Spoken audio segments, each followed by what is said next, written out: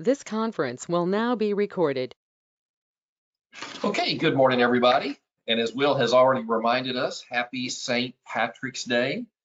St. Patrick, I believe, drove all the snakes off of Ireland. I think that's the legend.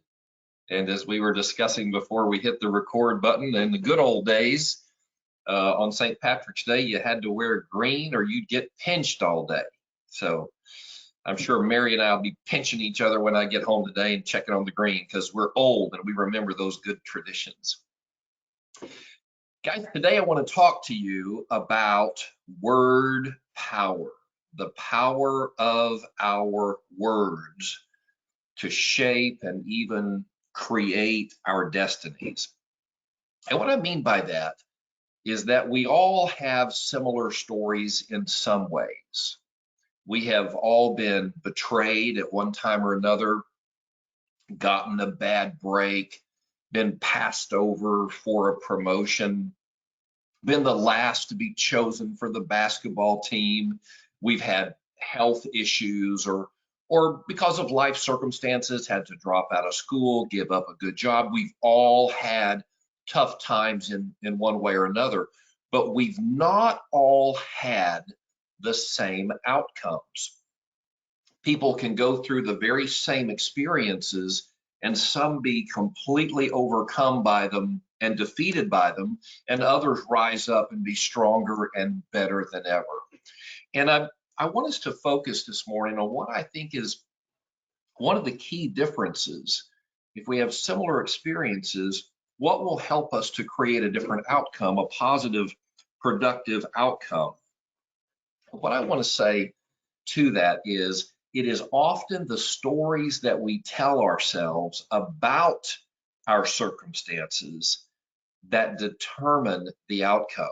The words that we speak to ourselves, how we interpret the experiences that we have, and that story that we tell ourselves will become our story. Last week, when I was in Cabo, one of the speakers recommended this book, We Should All Be Millionaires by Rachel Rogers. And it was such a strong recommendation. I ordered it as soon as I got home. And yesterday I read it. And I did not read every single word, but I turned every page and tried to get the message that she was conveying on every page. And she goes at great length to talk about this same subject, the stories that we tell ourselves. And because her book is all about making money, she frames everything in the context of finances. And in one particular chapter, she talks about the story that we tell ourselves.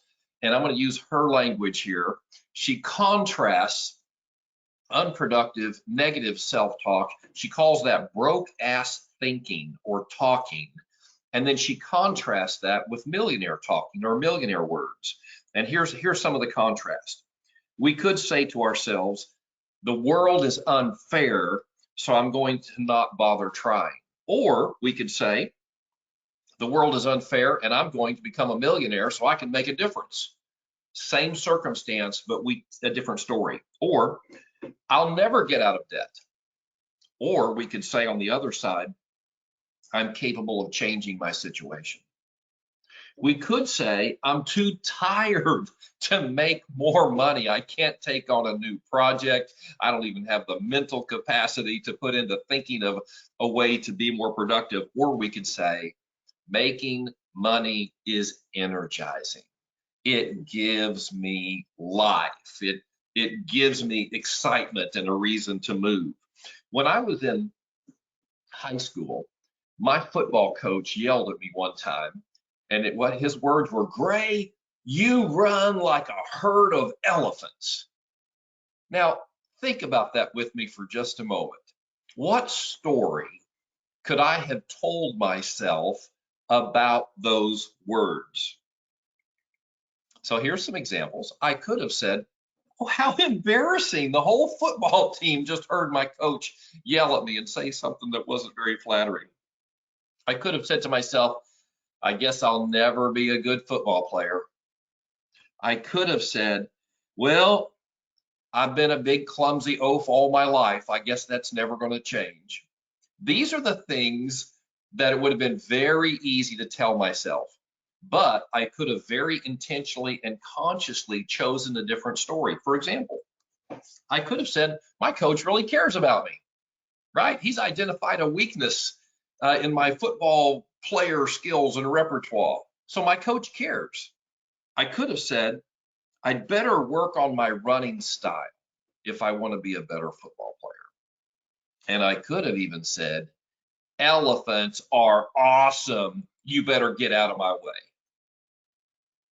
Same thing. Coach says, Gray, you run like a herd of elephants. But the story I tell myself about that situation, about that circumstance, is going to determine the outcome. The power of our words to shape and even create our destinies. The reason I'm talking about this today is that this morning in my devotional reading, I came across a story that just about more than any demonstrates the power of words. It's from the book of Numbers in the Old Testament, chapter 6. And in this, God is instructing the priests of the Hebrew people to speak certain words over them every day. Every morning, he said, I want you to say these words over my people. And here they are. They're actually only 12 words in Hebrew, but listen to the power of them.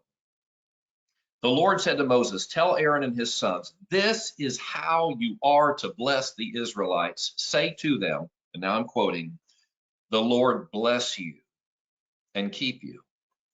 The Lord make his face shine on you and be gracious to you.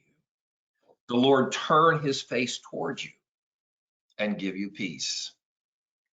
And then he sums it up. God says, so they will put my name on the Israelites and I will bless them. By speaking these words of blessing, God's people would become identified with him and then by default experience the blessings that the priests were speaking over them.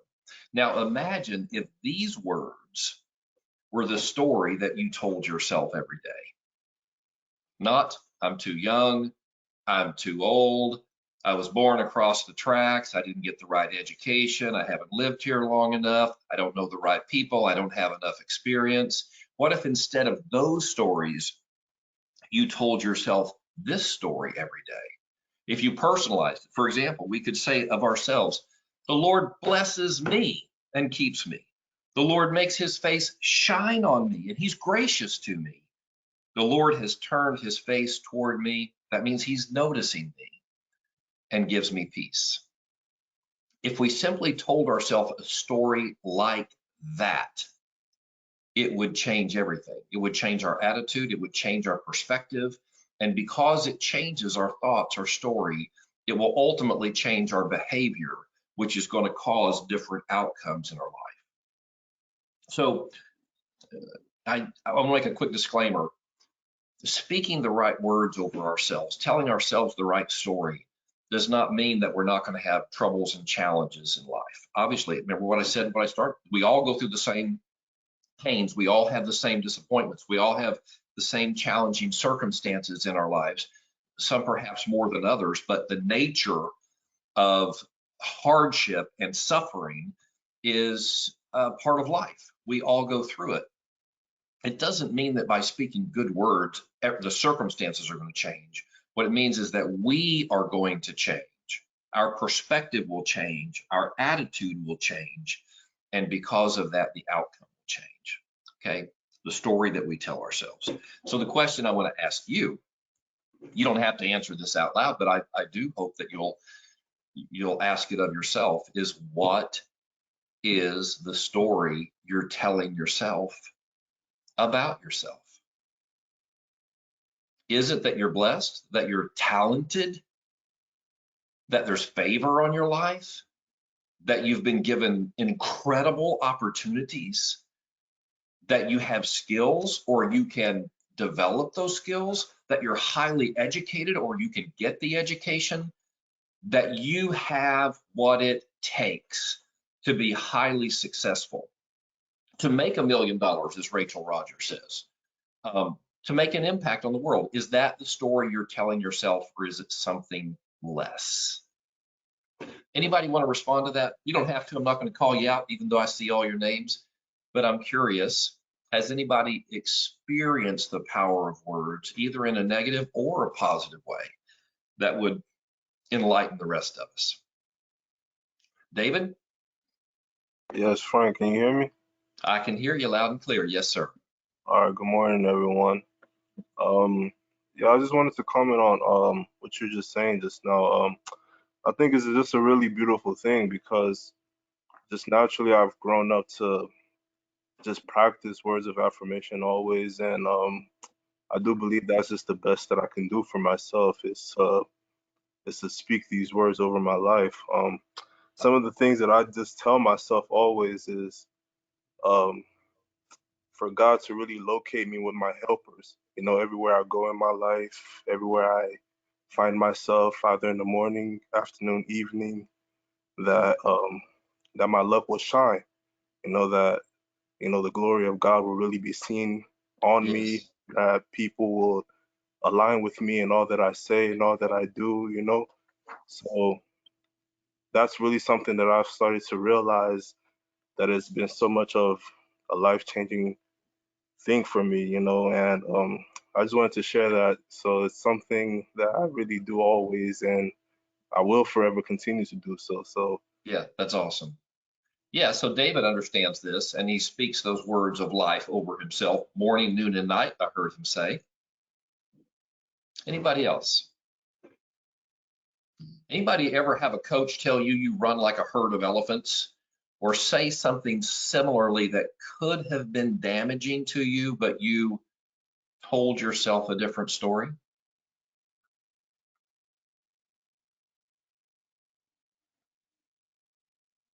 Y'all are being shy today, aren't you?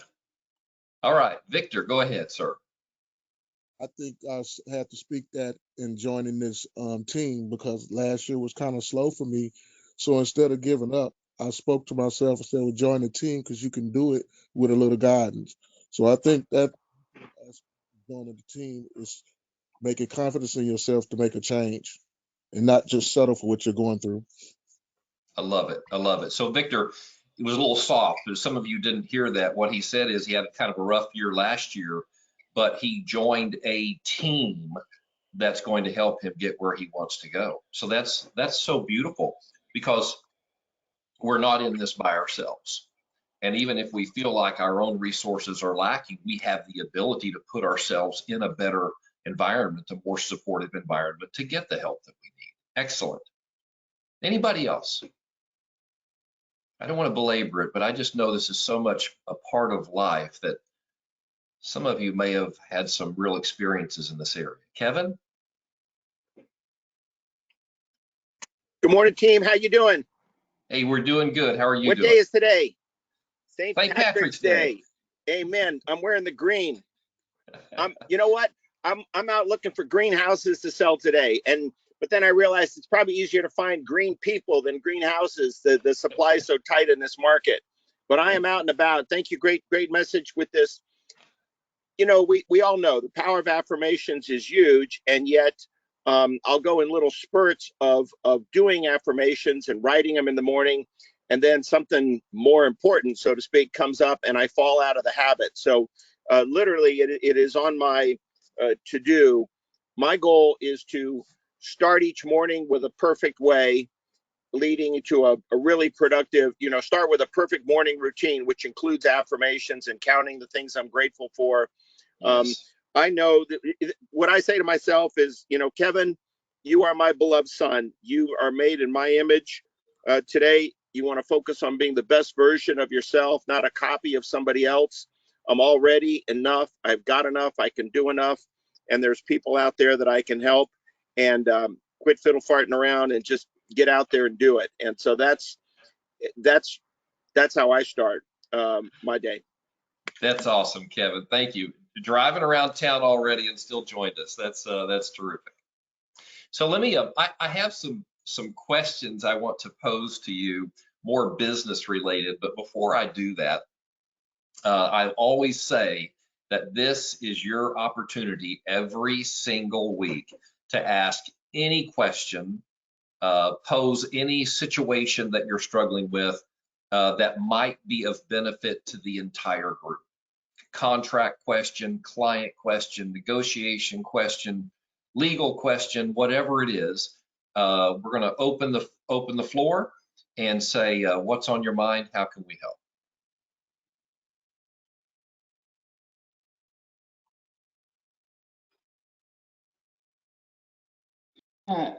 Frank, it's Michelle. Yes. Hi, Michelle. Hey, I have a question for you on referrals and helping us do referrals correctly. I've had a couple that have gone smoothly and easily, but some of them don't. You fill out the form, you send it to the other agent, but you're supposed to put the client's name and number on it. And sometimes the referring agent doesn't send you anything back, so you don't have anything in writing. Yes. Walk us through what's the correct way to do that to make sure everybody's covered and taken care of. Yes. So when you send a referral, there's always a great risk. There's a lot of risk that you're never going to get paid. And there's a couple things that you need to do to assure that that happens. First of all is the issue that Michelle is addressing in her question, is the signatures or the documentation of the agreement. And what I always recommend, even if your form that you're using doesn't have signature lines for everybody, I would have signature lines for both agents and both brokers. Keep in mind, it is the broker who actually owns the commission and is responsible for paying the commission. So even if you were able to easily get an agent signature, Michelle, there could be a problem there at some point, particularly if that agent leaves the brokerage. So I would always insist that both the agent and the broker sign it. And you can, even if you're sending out the referral, you can even enforce this a bit by not providing the prospect or referring client contact information until you get signatures on the referral agreement. Once you get agreement on that, you fill in the blanks, giving John and Jane Doe's information and how to contact them. Does that help, Michelle? It does. So the EXP form has places for the agent and broker both.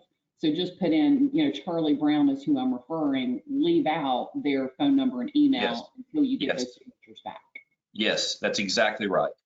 And then the other issue I wanted to address here, because I am a person who has sent out, I'm not going to say hundreds, but dozens and dozens of referrals in my life. And I only have a memory of being paid on one or two of them.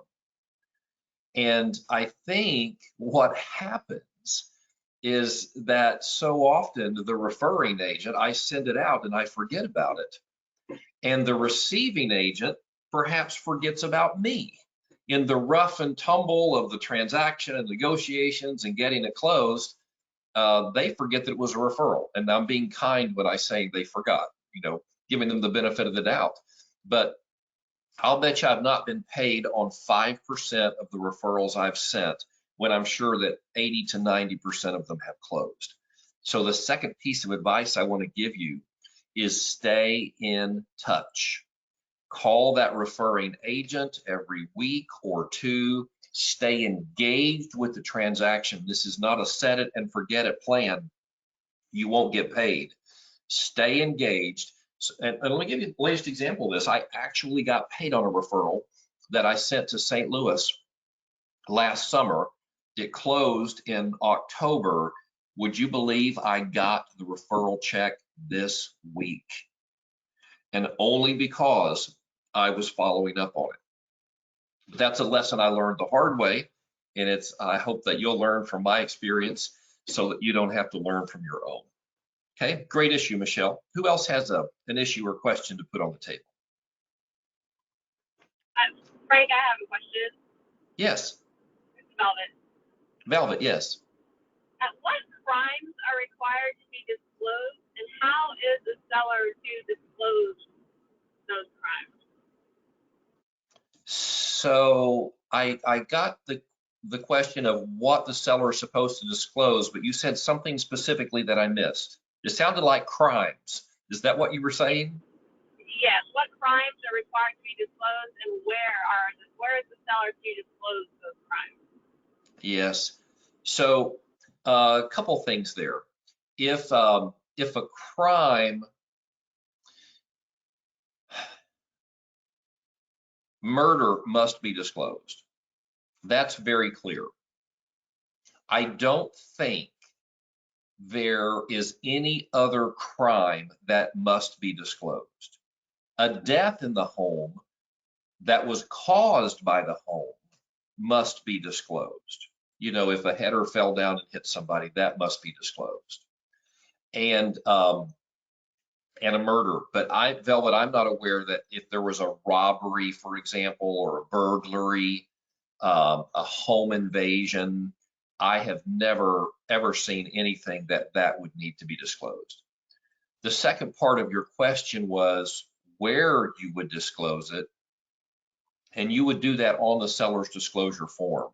There's not a specific place on there that addresses that issue, but there's lots of open spaces where you could write it in, and you would want to do that there, because sellers sometimes want to keep those things secret, but neighbors never do.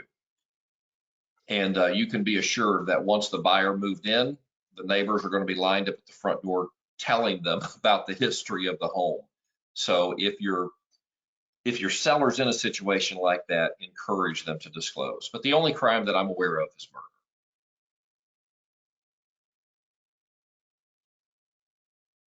Okay, that's exactly what happened. The neighbor told my buyer, but the listing agent also just was not aware of the crime.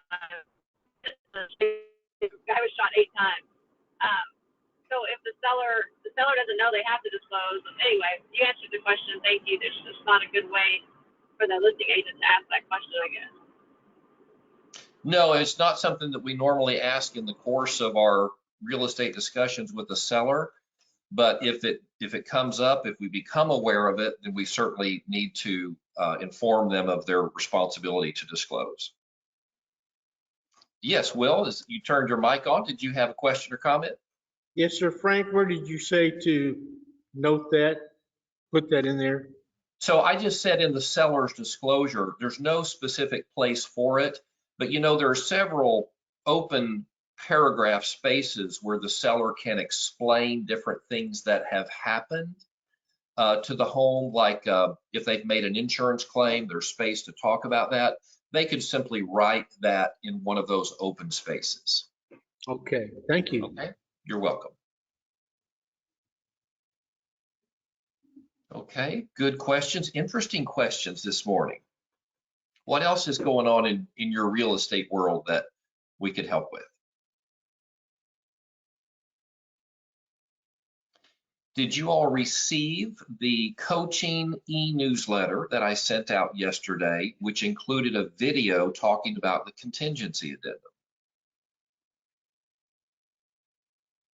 Ralph says no. Anybody else? Okay, Michelle says no. So let me encourage you, because it was sent to everybody.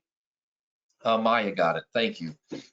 What we're discovering is that when I send a mass email, it almost always goes to your spam or junk folder.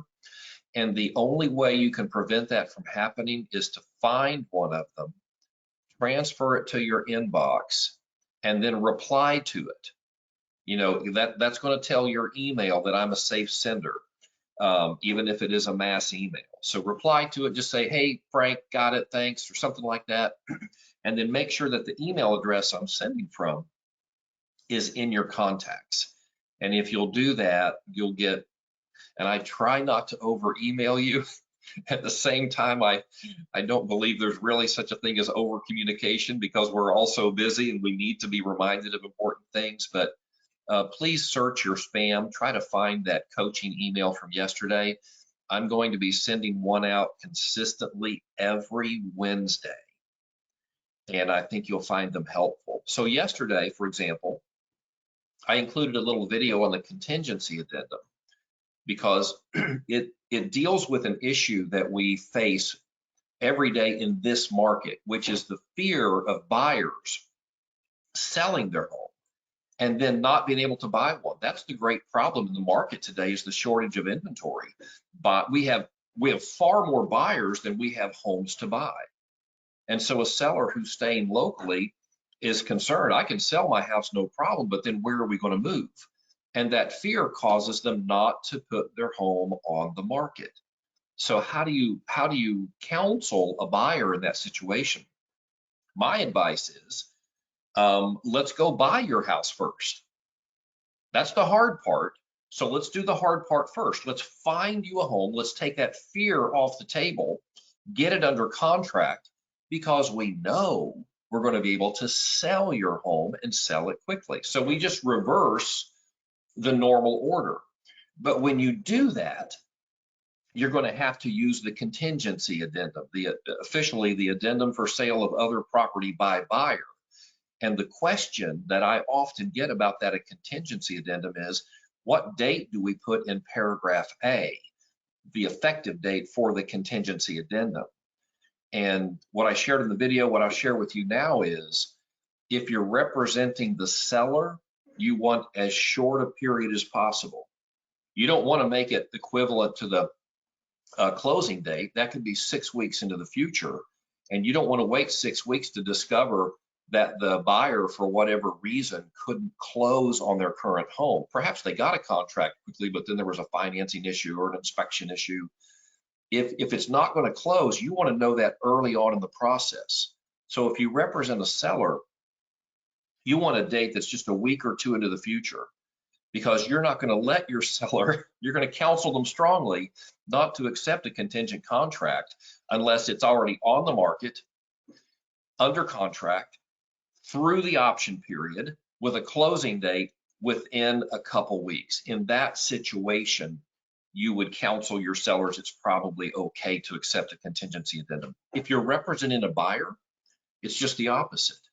You want to stretch that contingency period as long as the seller will allow. And if they're not getting good counsel from their agent, they may allow you to stretch that period all the way to the closing date.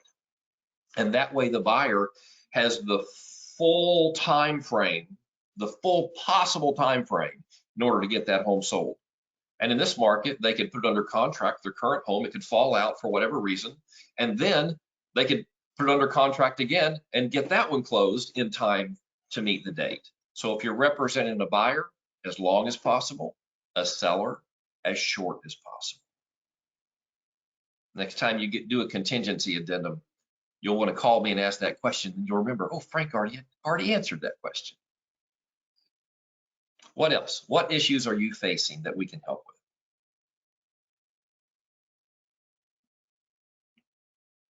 All right, Ralph.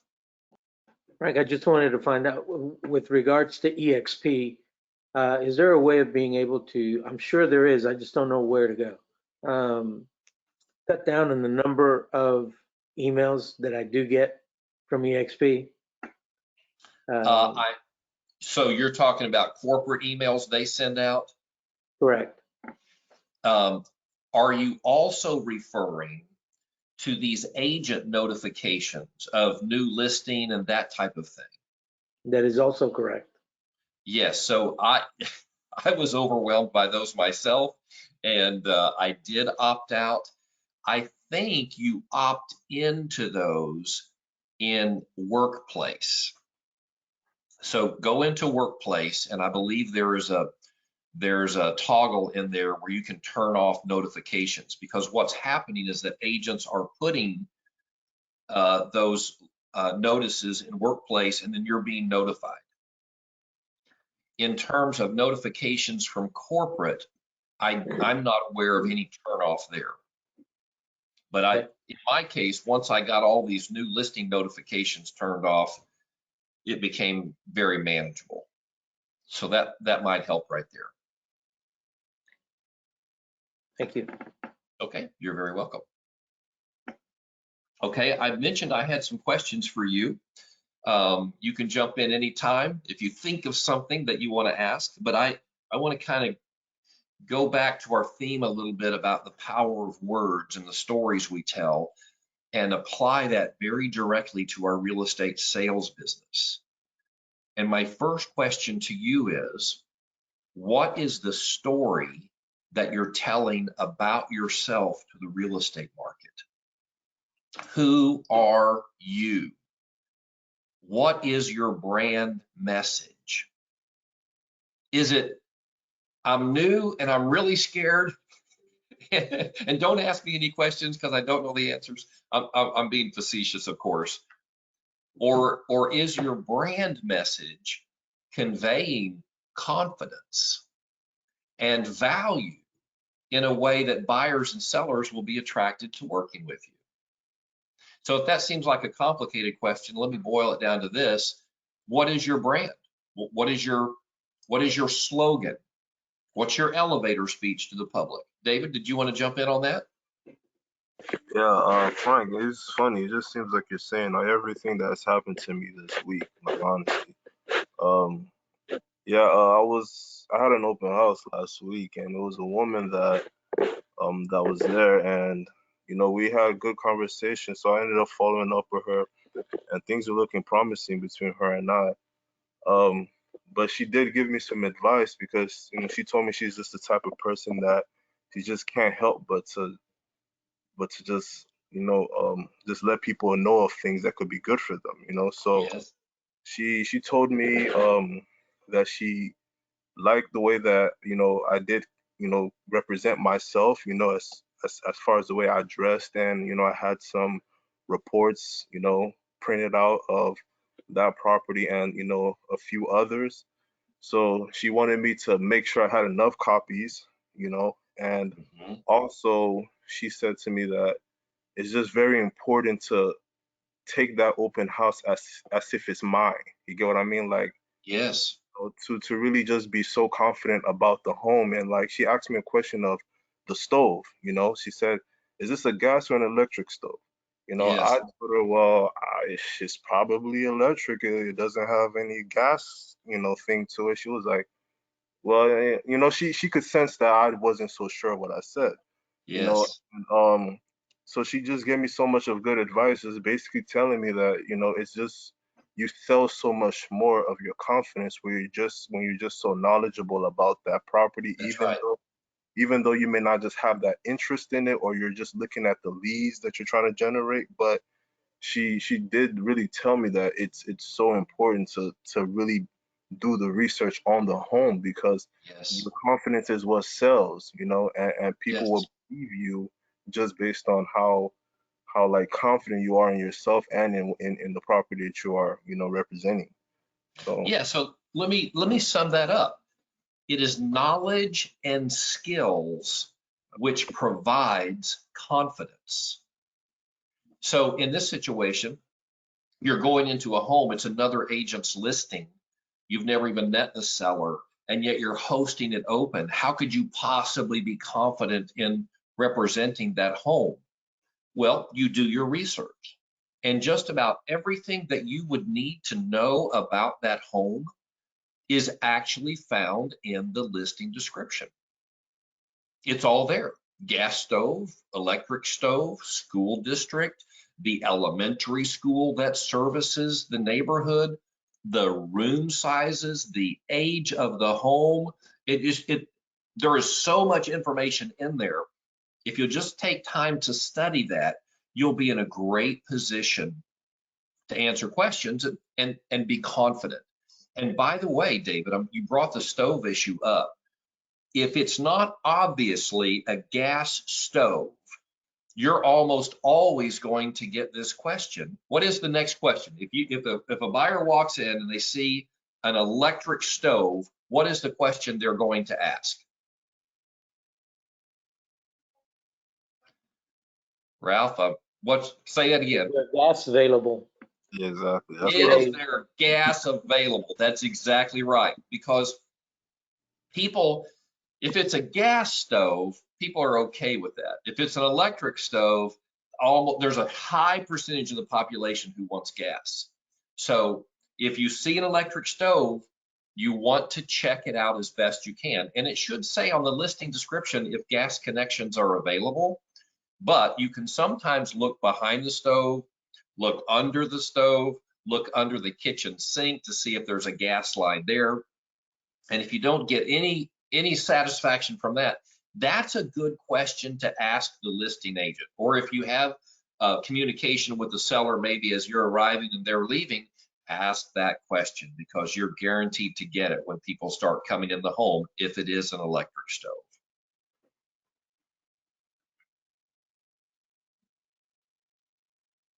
All right, what's your brand message? That's my question to you.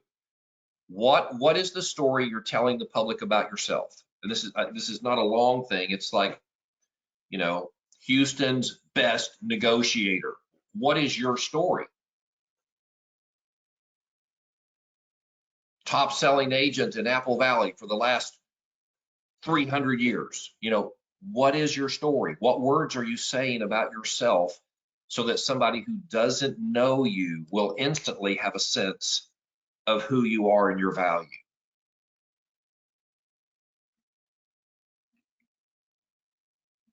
Now, you're either being shy or you don't have a message. And if that's the case, that may be your big value plus from this conversation today. You have to differentiate yourself in some way from the other 45,000 agents out there competing for buyers and sellers. So think about something that you can uniquely offer to the marketplace. Whether it's your financial analysis skills, your negotiation skills, your local market knowledge, your broad expanse. I used to say, one of my slogans was serving the entire Houston metro area. And whereas that's very counterintuitive to a lot of people who might want to just zero in and focus on a neighborhood or a zip code or a city, a lot of my business was referrals from agents outside the area. So I wanted them to know, if I don't care if it's Woodlands or Clear Lake or Pearland or Katy, I'm the man for the job, sir. And in fact, I took it a next step further by calling myself Houston's preferred real estate agent, as if the whole city knows me and uses me, right? That's the message that I wanted to convey. No geographic boundaries with my service, okay? So I'm going to ask again, what is the message? And if you haven't crafted a message, Blythe, I think you logged in. What did you said something about Tomball? Let me see, let me open the chat here. What'd you say? I'm the Tomball expert. There we go. Tomball expert. And I like to specialize in move up buyers as well. So I target a lot of moms, fellow moms, because they're probably outgrowing their house soon. Yes. And you can have different messages. If you're targeting moms, you can be the move up queen. You can be that specialist, but you could also have a different target audience. You could be reaching out to veterans, and your message to them is, you know, Houston's preferred veteran agent, or serving military veterans is my passion. You can have different messages for different audiences, but you have to have a message. If you don't frame your story to the market, you're invisible to the market. It's not that they're making up a story about you, they don't even notice you. You have to have a story that you get out there about yourself. Now, let me just ask you, let's be more specific about this, and then we'll wrap up, because we've got a class starting in a few minutes here, and I want to get in there and get set up. But let me ask you this. If you're in competition for a luxury listing, and it's your first luxury listing, you've never had a $3 million listing before, what story could you tell yourself? And what story could you tell the prospective seller that's going to be compelling, that's going to drive a positive outcome? What would you tell yourself? You could tell yourself, oh my goodness, I'm in over my head this time, right? Never done this before. You could say, oh my goodness, it's going to cost me a fortune to market this listing. This is self-talk that we could say, and we're probably not going to have to worry about it because we're not going to get the listing, okay? Or we could tell ourselves this, oh my goodness, this is my first luxury listing. I'm going to remember this experience the rest of my life, because I'm probably going to list 100 more luxury homes in my career, but this is going to be the first. This is going to be my story. This is going to be the listing I tell all future luxury sellers about, because we sold it so quick, we marketed it so beautifully, and we got such a great price. You see that? And if you're concerned about inexperience, tell yourself the truth, which is the truth is this: all these other luxury agents out here who specialize in it, they've gotten lazy, right? Because they do this all the time. It's rote for them. For me, this is special, right? I'm going to give it everything I've got. And if I don't know what to do, that's okay. I'm going to network with some people who do. I'm going to go get educated. I'm going to get a designation. Thanks for the feedback, Blythe. Really appreciate it. Well, there you go. I'm going to wrap up with the book recommendation. It's the one I mentioned earlier. We Should All Be Millionaires by Rachel Rogers. Great book. It's just full of little anecdotes from her own life about how she went from being broke, mother of 3 or 4 kids, nice husband, not a single mom story, but how she built her business to a 7-figure business in a very short amount of time, just because she decided she wanted to be a millionaire. And she kind of shares how she did that.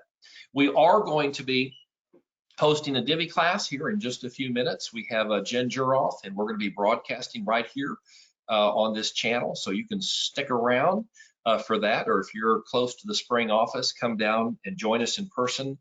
And I have to say, you must reserve the morning of April 4th.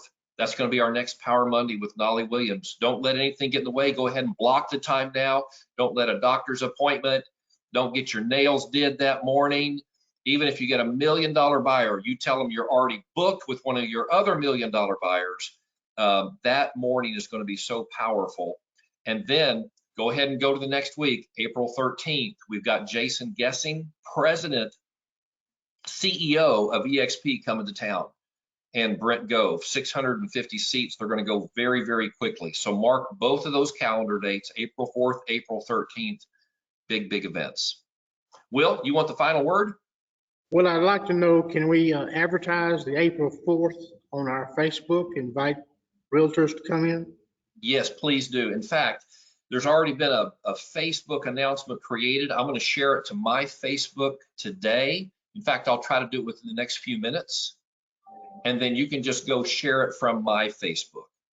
And if we're not friends yet, you can find me easily, Frank Gray, Texas, facebook.com/Frank Gray, Texas, and you'll find me very quickly. Okay, guys, your words have the power to shape and create your destiny. The words I want to share with you in passing are: the Lord bless you and keep you. The Lord make his face shine upon you and be gracious to you. The Lord turn his face toward you and give you peace. Take care, guys. Love you. Appreciate you joining us.